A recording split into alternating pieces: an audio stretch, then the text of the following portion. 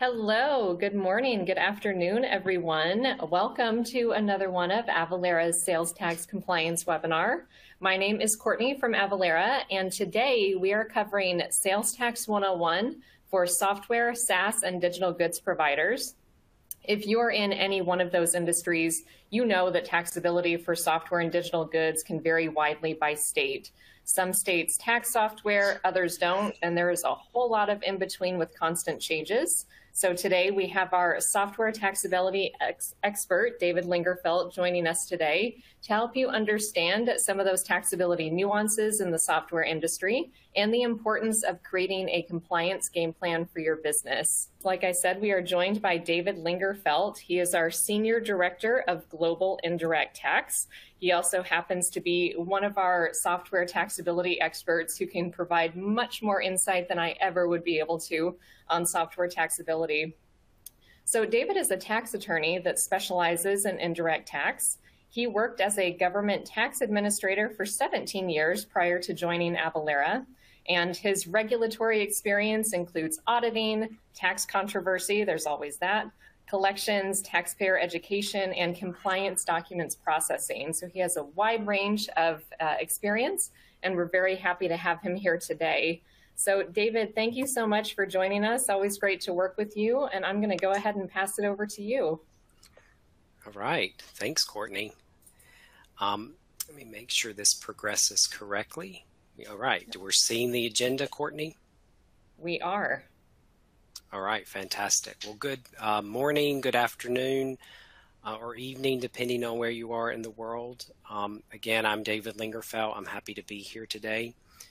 We're going to be talking about why compliance matters for software and digital goods. Then we'll get into nexus and how that affects the software industry. We'll talk a little bit about taxability challenges in this space, and then we will go into some game plans that you may want to consider as your company grows. All right, why does tax compliance matter for companies involved in software and digital goods? One of the big things in this industry is growth. When you're in the software industry or digital goods, you're usually a very growth-oriented business. Why does that matter?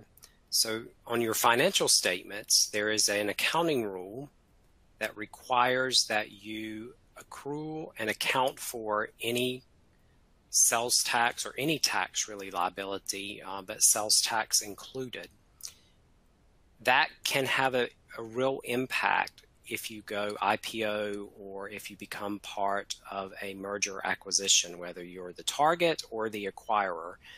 The tax that will be a part of that discovery process. And so it's really important that you have properly accounted for, accrued, and remitted sales tax on the digital items or software that you're selling. The other big reason is government exposure on audit. This is an industry that is specifically targeted by government regulators because it is very growth oriented, and there are known there's a lot of ambiguity in this area, and so it's often a target for state auditors to come into these industries and do audits because of those growth and ambiguity, and that can lead to some significant assessments, and those assessments can double or triple based on penalty and interest. So it can be a really expensive proposition if not done correctly. All right. Well, what do you do about it, right? What might be your strategy to manage tax compliance in your growing industry? So when we're faced with these challenges, if we do it manually, it's usually a lot of wasted time and resources that go into it, because as you scale your organization, your compliance obligations also grow, and you cannot continue to just add more people to the tax department. So it can be a very frustrating experience can also be very error prone if you're doing it all manually. As your footprint grows, as you have more interaction with more jurisdictions or even international jurisdictions, it can be really difficult to keep up with where you should be registered and what are the various taxability standards in those jurisdictions, and that can lead to a lot of error. And just slow your growth, right? You're having to divert resources to manage government obligations versus directing resources to enhancing features and functionality or rolling out new products, which can lead to slower growth for your company. How does it create risk? So we've touched on this a little bit already. How does growth and risk go hand in hand? State and local governments see the opportunity. And I live this firsthand, and I often share this story. When I was a government regulator during the 2008 and 10 through that period, that economic downturn, that really led to some significant budget deficits.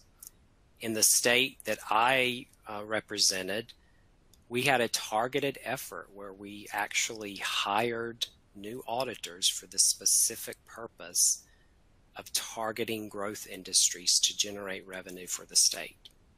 And software companies was front and center in that initiative of really going in and doing sweeping audits to detect exemption deficiencies, taxability that was incorrect, failure to register. And there were some really significant assessments that was generated from those initiatives. So it is a target for states, particularly when there are budget issues in that particular jurisdiction. It also leads to typically new rules. In these industries, you'll find a lot of government modifications, either through administrative rules or important bulletins that are released. Or in some cases, you will see, the statutes being changed. That process is usually slower, but you'll see a lot of changes happening in industries that are growth oriented because they're moving faster than the law typically moves. Growth also affects your nexus. So as you grow, it's inevitable that you're going to be interacting with more taxing jurisdictions, which means you may need to collect, remit, and file in those jurisdictions. And your accounting and finance teams will frankly most likely have a difficult time keeping up because the obligations are pretty onerous and time consuming. So we've talked about nexus, so let's get a little deeper into this topic and how it interacts with the software industry. So nexus is this concept of you are interacting with a jurisdiction, and so the jurisdiction by proxy assumes that you have notice that you are now subject to their taxing authority. And in this specific instance, we're talking about sales tax. And once you create that connection with the jurisdiction, then sales tax becomes all about where the sale actually occurred, who did you sell to? Was it a business? Was it a consumer? Was it a tax-exempt entity? And what did you actually sell? And the what can be quite challenging in this space because we're talking about software, digital goods that can take many forms and be delivered through many channels. And so the what is really, really important. And as the statement says, because this is an intangible form, it makes it really complicated, not only to determine the what, but often the who, because you don't necessarily have visibility into who all the different users, for example, of software as a service might be. And so it makes this space quite challenging. When must a business collect tax? So we're back again to this question of nexus, and I call this the threshold question of, okay, when does this become an issue for my company? So it's about that connection between a taxing jurisdiction. This used to be pretty simple, actually, as simple as it gets in tax, if you will. Nothing's really simple, but for sales tax nexus, it used to be quite simple. There was a bright line rule that said you had to have a physical presence in a jurisdiction to be subject to that jurisdiction's tax. Over time, states chipped away creatively at what physical presence actually meant. Now we have a different standard that comes into play thanks to Wayfair, and we have some slides coming up that will talk more about that. But the idea is the same. Are you interacting with that state with enough frequency that you have notice that you are subject to that state's sales tax regime? And here are the different types of nexus. So physical nexus was the standard that we lived by for several decades, and it has not gone away. You don't hear people talk about it much anymore, but it is still a standard, and it's still very much alive and well in the software space, and we'll talk about why that's true. But the idea is you have an office, a warehouse, or a remote employee in a jurisdiction, and that physical presence creates nexus. That's all you need. Now we have this new concept post Wayfair in 2018 called economic nexus. And the idea is you are directing activities, your economic activities, with enough frequency toward a specific state through, the volume of sales or that you're having, or the aggregate amounts of those sales, that you, in essence, have created nexus, even if you don't have a physical presence there. And then these latter two types of nexus are what I call the creative types of nexus, where states were trying really hard to extend nexus to companies in this space when there was no physical presence. And they still exist in many jurisdictions, and so they have not gone away. The first is click-through nexus, which was this idea that you have an affiliate association, or you may have heard of this called Amazon Nexus, because that's really the company that was being targeted. But you have an affiliation, so someone comes to your website, they click and buy something on your website, and they're redirected to Amazon. And because you have a physical presence in the state, by extension, we can extend nexus to the parent company, which in this case would have been Amazon. Affiliate nexus is this idea that you have parent and subsidiary relationships in many companies, and you can actually create nexus through those relationships. So if you're a remote seller, you don't have a physical presence in a state, but you own or you have substantial control of an affiliate or a subsidiary that's located in that state, you have now created nexus in that state, absent physical presence, absent economic nexus, specifically from the parent company, just by virtue that you control and direct the subsidiary and they're located in that state. So that's the idea. And all of these things exist today. What you hear mostly talked about is economic nexus. All right, South Dakota v. Wayfair. This was a landmark Supreme Court decision that I've referred to previously. It was handed down on June 21st, 2018, and it was a big day for us geeky tax nerds because we don't often get Supreme Court decisions in indirect tax, but it was a big day. And it basically eviscerated the physical presence standard. It did not abolish it, but it made it less important. Why? Because now states can and will extend nexus to you just because you are economically interacting with taxpayers in their jurisdiction, regardless of whether you have any physical presence there. And that's the idea of economic nexus. All 45 states that have a sales tax now have economic nexus laws. They also exist in DC, they exist in Puerto Rico, they exist now for some local governments. Alaska doesn't have a state tax, their municipalities do have a sales tax, some of them have economic nexus provisions, as do some of the home rule jurisdictions in Colorado.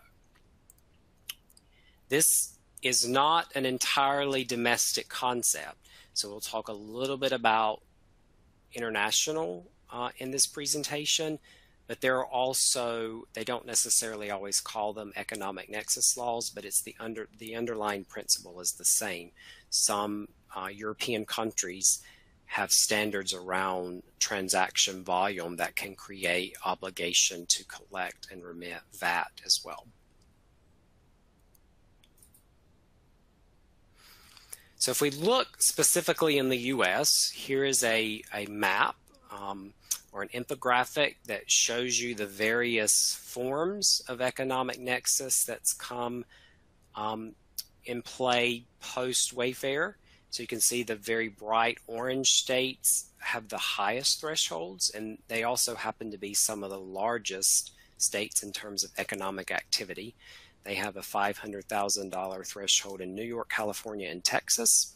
And then you can see going down the gradation of orange into blue, you'll see lower amounts, 100,000 being the lowest. And then we have some states that do also have a combined test, meaning either or. You either meet it by having an aggregate sales volume or amount, or just by sheer amount of transactions, irrespective of the aggregate total of those sales. And then of course you see the states in gray that do not have a sales tax and do not have economic nexus provisions. And then Missouri here with the little star was the last state to come to the table here, and their economic nexus provisions are have become law, but they don't become effective until January 1st, 2023. What are the top nexus triggers that we see with software companies and digital service providers? So one of the biggest is migrating to the cloud. As soon as you push your products up into the cloud, anybody, anywhere in the world can purchase a subscription via the web, which means you suddenly have a global footprint. Big implications there for your indirect tax obligations.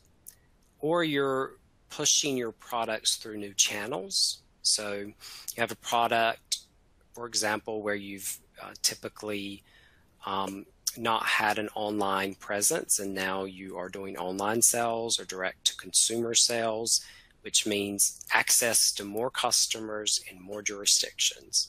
Suddenly your footprint for registering, collecting, remitting tax just grew exponentially. Another common way, and this was where I talked about physical presence, has not gone away for this industry. And if anything, what we've all experienced in the pandemic has accelerated this for software companies, because a big chunk of your workforce is remote. And that trend continues. And as you add an employee in a jurisdiction, you now have created a physical presence in that jurisdiction. Even if you don't sell anything there, you've created a physical presence. So you have to start thinking about, what do I need to do? Am I going to start selling here? Or am I already selling here but not meeting the economic nexus provisions, but now I have to collect or remit sales tax because I have an employee?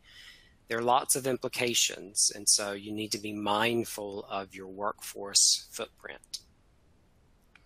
Another way that this happens is, remote sales. You're downloading, you folks can download stuff from your site, which has, similarly to SaaS, you're not downloading anything, but if I can access it via an HTML website and pull it down, I now have the ability to sell anywhere.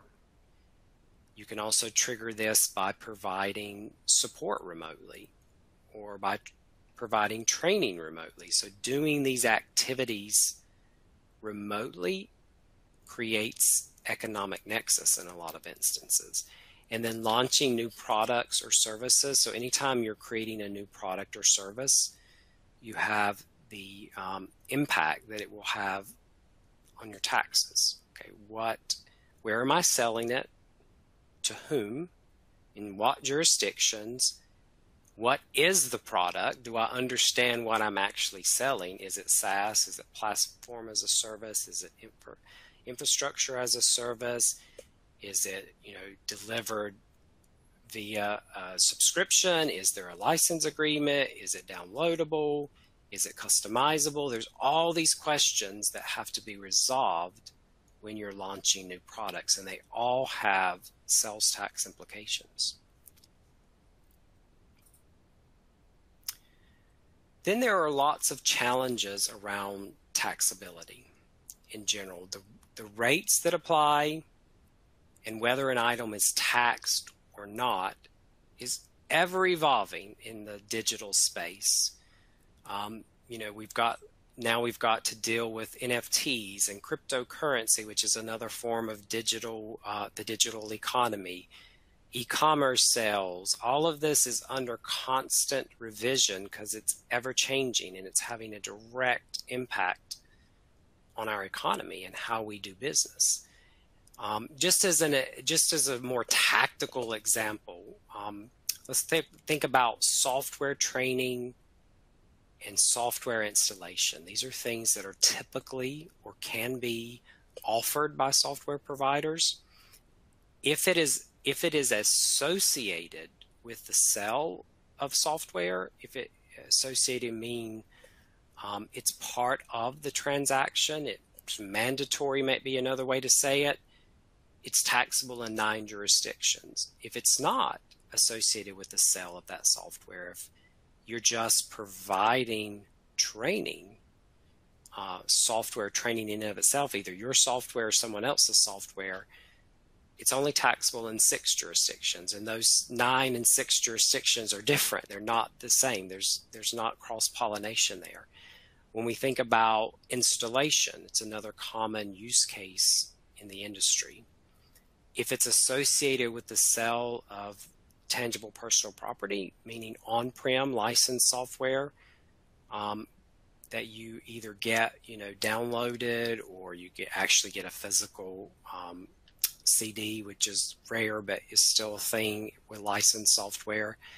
If it's associated with the sale of some form of tangible personal property, 21 jurisdictions in the U.S. will tax it. If it's decoupled from the sale of tangible personal property and it's just an installation service, it's only going to be taxed in 8 jurisdictions. And again, very little crossover there. So each is its own unique set of jurisdictions. So that's just one relevant example of how challenging taxability can be in this space. What are factors that affect taxability? So we've hinted at this a little bit already, but it's typically the type of software or technology. Well, what do I mean by that? Again, some common terminology in the industry. Is it SaaS? Is it information as a service? Is it platform as a service? Is it testing as a service? And the as a service acronym is caught on to anything and everything. And so there are many flavors of that. Is it licensed in permanent versus temporary, or is it a subscription? Is it accessed via the web, the method of delivery, or is it transferred through a load and leave or through a physical CD? What language? How do you describe it in your marketing materials? in your terms and conditions on your invoices? Do you describe it as SaaS? Do you describe it as on-premise customized software? How do you think of your product? There are serious implications in the language that you use in your materials, because this is what I looked at when I was trying to determine what a product was as an auditor, and it's still what auditors look at as one source of information in making a determination around taxability. There are various ways that things are taxed. So in some cases, pre-written software gets one treatment. Computer services or data processing services, such as or telecom, will get a different treatment from pre-written or custom software. And then there are ways that states categorize it that it's different. So some states will expressly enumerate taxability is this for remotely accessed software. Remotely accessed software is defined as, right? Other states, Arizona being an example, tax SaaS as the lease of property. Very unique way of doing it. Other states say, well, SaaS is information processing, such as Texas, where other states will specifically enumerate this is what SaaS is and this is how it's taxed. So there's lots of variation in method as well as factors that affect the taxability of digital products and software. And here's a visual aid, an infographic sort of highlighting what I talked about. You can see the deep orange are states that typically tax or do tax SaaS software. The blue states are where it is exempt. Arizona does tax SaaS. They tax it as a rental or a lease. The rate is 5.6%. And then we have Maryland that has a specific digital tax that they just passed last year where they tax SaaS at 6%. And then we have Texas that does its thing and says, well, no, SaaS is actually information processing, and we're only going to tax 80% of the sales price and not the other 20%. And then, of course, we have the nomad states that don't have a sales tax. And so you can see just with SaaS the variation across the U.S. and how SaaS is taxed. And then a little more information here on a different infographic. You can see we talked about the different types of software. Here's a taxability for software delivered on tangible personal property. No surprise here, the graph is orange. So this is probably the easiest scenario because tangible personal property is taxed under almost every sales tax scheme, and so there's not a lot of variation here at all. Then we talk about canned software and we start to introduce variation. And you can see blues and oranges and Maryland there doing something different. Customization adds even more variation. You start to see states think about that very differently, and they consider that to be unique to an enterprise, and often they want to incentivize enterprise level usage, and they will exempt that. And so you see more blue here on this particular infographic. And then again, I won't go over this again, but this is just a repeat of the previous infographic for software as a service. To sum that up, what's taxed versus what's not is not intuitive. It's counterintuitive in many instances. And so the more that you grow, the more jurisdictions you interact with, the more confusing, the more hair on fire this becomes for growth companies. And so it really is imperative that you have a strategy around how to manage your taxes coupled with your growth. So some additional things to consider or challenges in this space. In the U.S., we have some 30,000 taxing jurisdictions. And this map over to what is my left here, this is, I believe this is a map of Houston, if I remember where we got this from. But what it's designed to highlight is how difficult it is to determine what tax to apply in certain urban areas. So you can see all of these little spindles out here. These are part of Houston, and all these little darkened areas are not. So if you're in here, your tax is going to be different than if you're in here. How are you going to know whether a billing address is in the dark shade or the orange shade? And this is really, really tough stuff. And so this is where, having software with a geolocation technology stack can really make this so much easier for you. Some states, again, have various taxability rules that differ from product versus services. So that's where we get into the conversation previously or around the bundling of installation or training with your software. Is it a service? Is it a product? What happens when you bundle them together? It gets really complicated. And then we have the international components. As soon as you allow your product to be sold via the web, you are going to have international implications. If you allow it to be sold to any international location, you've got to deal with VAT, and you've got to deal with GST in Canada. Most of these jurisdictions have some flavor of economic nexus, where you may have no assets there, no employees, no physical offices, no servers, no anything other than somebody in Canada buying your software, or maybe, multiples of somebody in Canada buying your software. But you still have to think, have I triggered nexus by virtue of my interactions through sales? And if so, you have the obligation to register, figure out what the VAT rate is, how the VAT schema classifies that digital service is typically the broad category in VAT. There's lots of complications here, and then you have to get into, is it a B2C or B2B? Under the VAT scheme, tax is different when it's a business-to-business sale versus a business-to-consumer.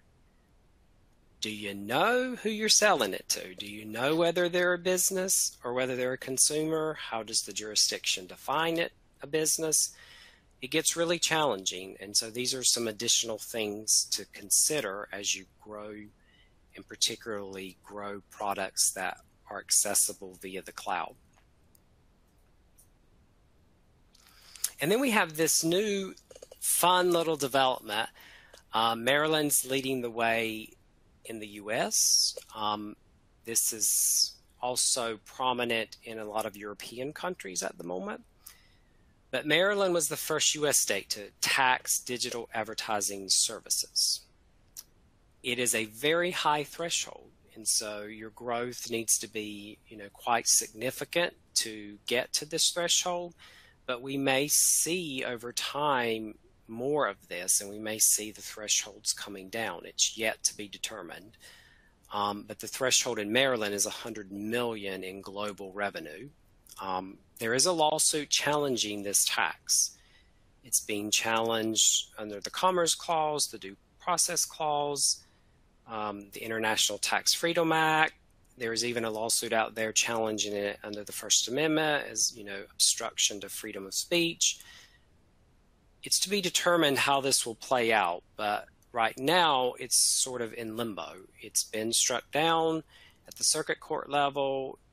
The federal court decision is pending. I have no doubt that this will work its way through the various levels. We'll see if we get another opportunity to have a Supreme Court case come out of this. It may end at one of the federal appellate levels, but it's just an interesting development that it demonstrates the complexities and ever-changing nature of taxes in this space.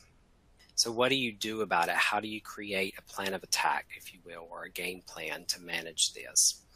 So definitely don't let compliance take a back seat. That seems obvious, but it's really important that, you know, we don't let this just be an accident.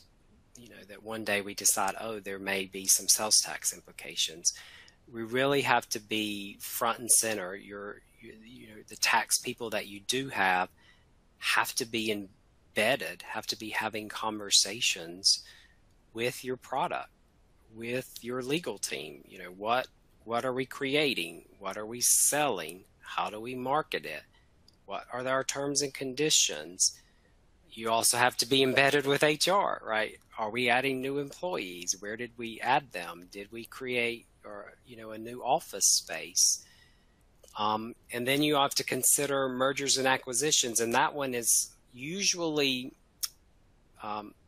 less that you have to keep your pulse on it, but that you just have to be brought in at the right time in that process, so that we understand, if we're acquiring a company particularly, that we're doing due diligence, that we're not inheriting a very significant liability that we weren't aware of.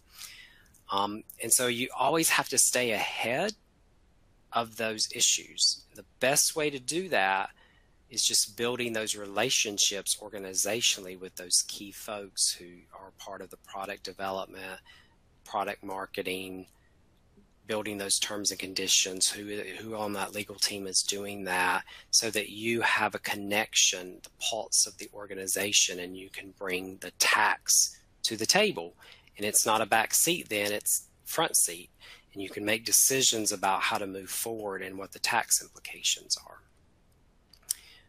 All right, let's see. Grow your compliance plan with your business, right? Again, back to staying connected, having those relationships, so as the business grows, you understand what those tax implications are.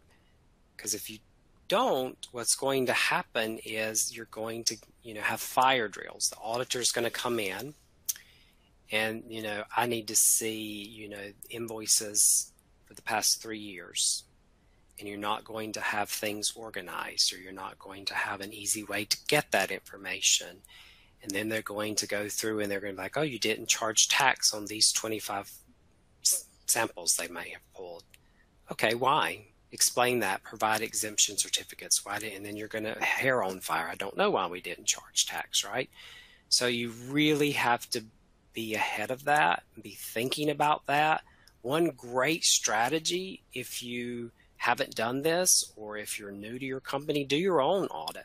Do your own internal audit, thinking like a jurisdiction tax auditor, and see, you know, get 3 years worth of invoices, see where you have holes, and try to fill them with process, procedure, and technology solutions before you have a fire drill. Because it's really difficult to add resources to these non-generating activities, non-revenue generating activities. You're usually a part of cost of goods sold. It's really difficult to make resource requests when you're not part of that generating revenue. And quite frankly, you just can't, even if you could successfully make resource requests, it'd be really difficult to keep the headcount growing in parallel with the company's growth and trajectory, depending on how quickly you're growing. And so you really need to stay, you know, really connected to the pulse and advocating for cost-effective tax automation solutions that can help you be compliant without adding a ton of cost organizationally. So that leads me into, again, why automate, right? Why automate sales tax management? Well, it's going to be more accurate. I know that everyone in every tax professional I've ever met wants to do it right. And, you know, they want it right, but it's just so hard to understand all of the different tax schemes, the due dates, whether it's taxable or not, at what rate, should I register, all of those things. So automation can help you stay accurate. It's also efficient. It just reduces the cost and time that you're going to spend organizationally on this, not just critical tasks, but tasks that you must do. If you don't stay compliant, it will be very, very costly for you when you are audited. And it helps with customer satisfaction. Why would managing tax help with customer satisfaction? Because it streamlines your transactions and the customer instantly knows what sales tax is applicable. It's broken out for them to see. They have an opportunity to ask a question, or to even challenge whether it's accurate or not. And through that process, you may improve your own systems. So it's very customer friendly. It again helps with risk management. So you got accurate results, done timely, decreasing risk for your company in terms of an assessment. And I just cannot underscore, if for those of you on the phone that may have been through this, you will definitely understand this, but it's not just about the amount of tax that you didn't pay. If you received an assessment, the penalties and interest will be substantial. And some jurisdictions even have negligence penalties. So if you have not collected for the past 3 years, they're going to consider you negligent, and they're going to tack on another 25-30% on top of the interest and tax and just failure to pay penalty. It can be very, very extreme. And so you really want to be able to manage that risk while also empowering your business to grow. So rather than directing resources into a non-revenue generating area, those resources can be directed toward higher growth or growth initiatives. And so here's a statistic down at the bottom of this slide that's very interesting. And so, we've had some data around this that says the average company has 3 accounting professionals on staff, and they spend 147 hours a month on sales tax related activities. So very material impact to your efficiency and effectiveness. It's very, very time consuming when done manually. Avalara is the leader in automation in this space.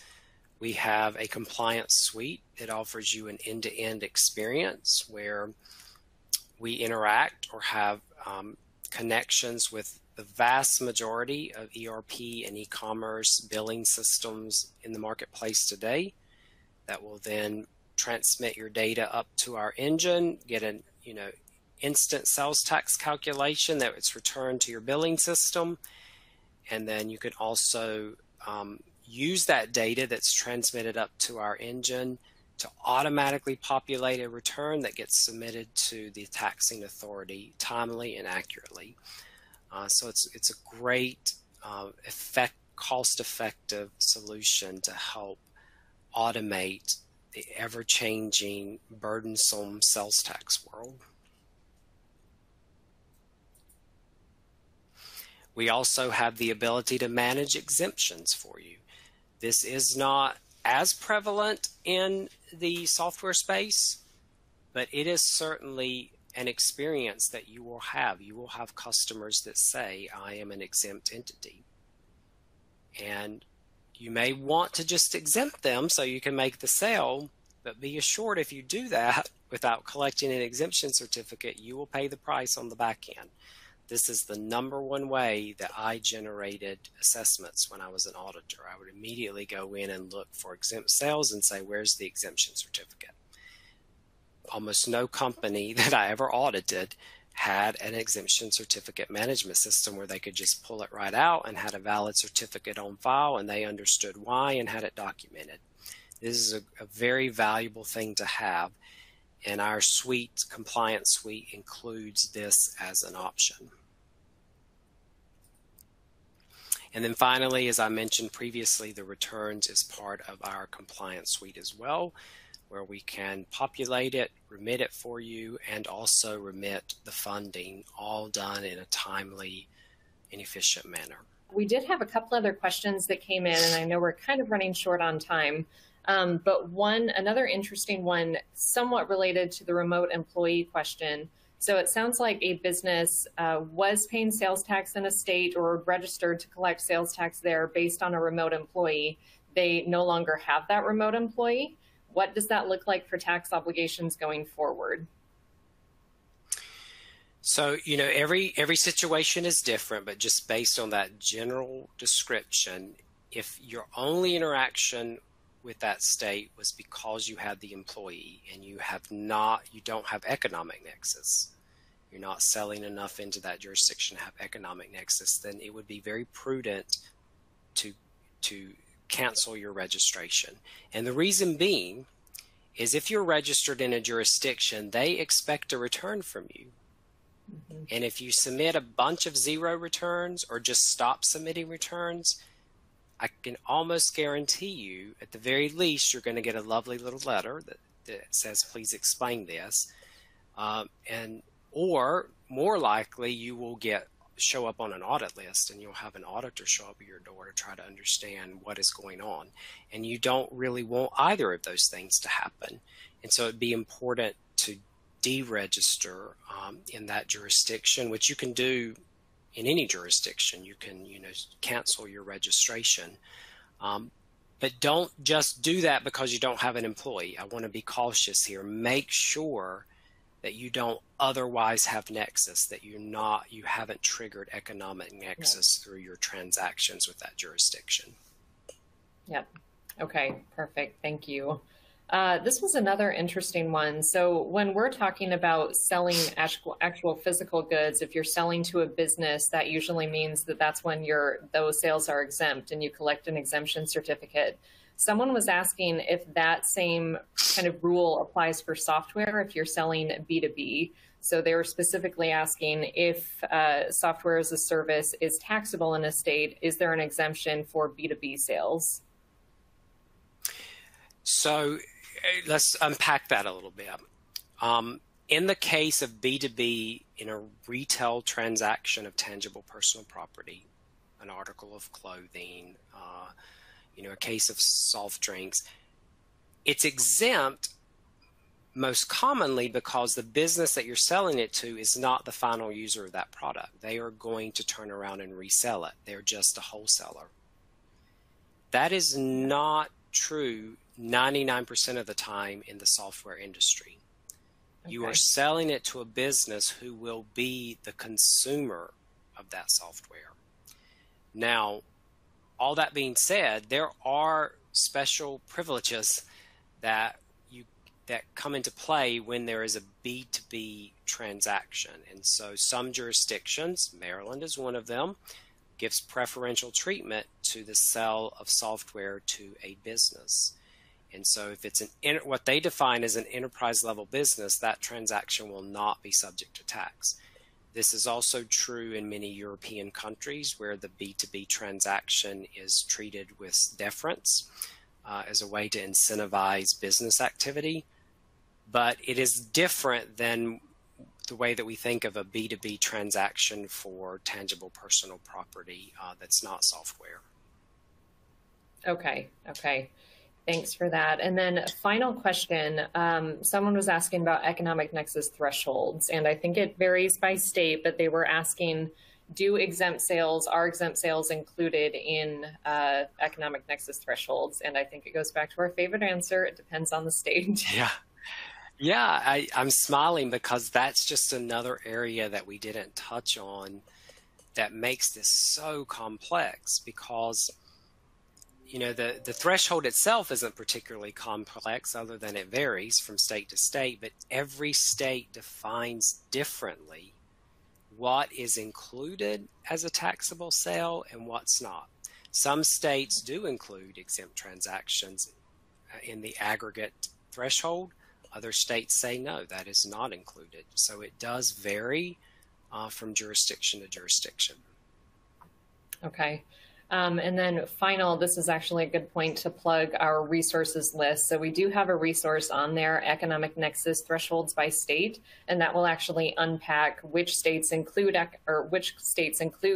exempt sales in their thresholds, which states do not, and some of the nuances that David was referring to when it comes to economic nexus by state. So that is a great resource to bookmark. We keep that updated on a regular basis. So any changes are there, you'll automatically see it reflected. So I always like to recommend that folks bookmark that and save it for later. It can be a great resource.